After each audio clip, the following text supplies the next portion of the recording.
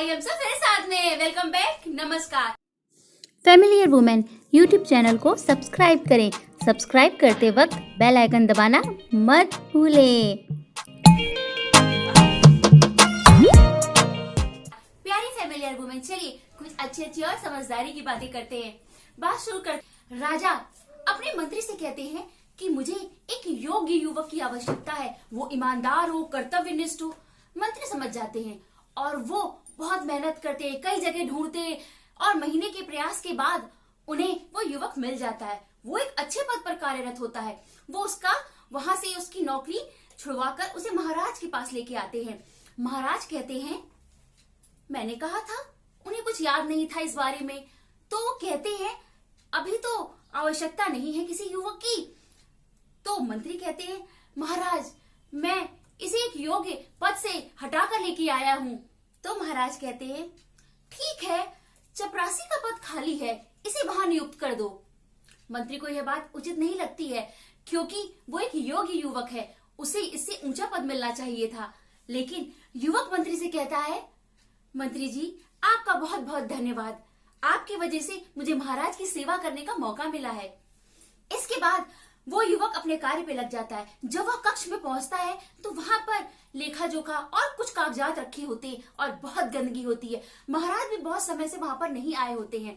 युवक पूरे कक्ष की सफाई करता है, बहुत गंदगी होती है और जब वो सफाई करता है तो उसे कुछ आमंत्रण पत्र मिलते हैं। उन आमंत्रण पत्रों में सोने के और कई रत्न लगे हुए थे। वो आमंत्रण पत्र महाराज को विवाह समारोह या किसी और उपलक्ष्य में बुलाए जाने के लिए दिए गए थे। वो युवक उन सारे रत्नों को निकालता है, सोने की मोहरों को निकालता है और उन्हें बेच देता है। उससे जो धन प्राप्त होता है उससे वो उस कमरे में सामान लेके आता है, अच्छा फर्नीचर लगाता है और जो धन शेष बचता है उसे खजाने में जमा करवा देता है।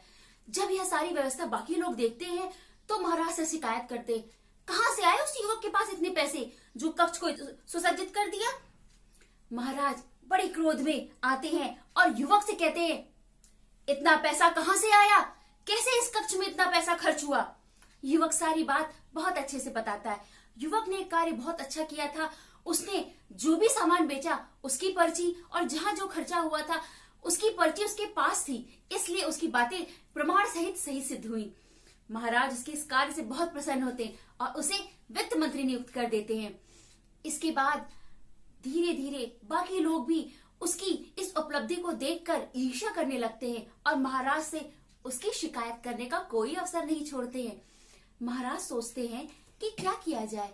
महाराज अपने सैनिकों से कहते हैं एक दिन कि जितने भी मंत्री हैं इस महल में कार्यरत हैं उन सभी को वो जिस अवस्था में हो उसी अवस्था में लाया जाए। यदि वह सो रहे हो तो बिस्तर सहित उन्हें उठा लाइए।